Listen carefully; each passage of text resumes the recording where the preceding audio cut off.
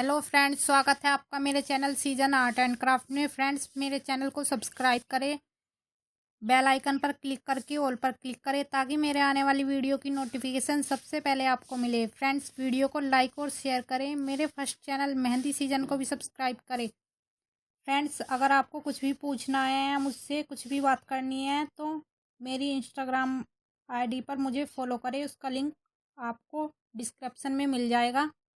Friends, आज की video में दिवाली डेकोरेशन के लिए वॉल हैंगिंग बनाऊंगी। तो चलिए फ्रेंड्स, बनाना स्टार्ट करते हैं।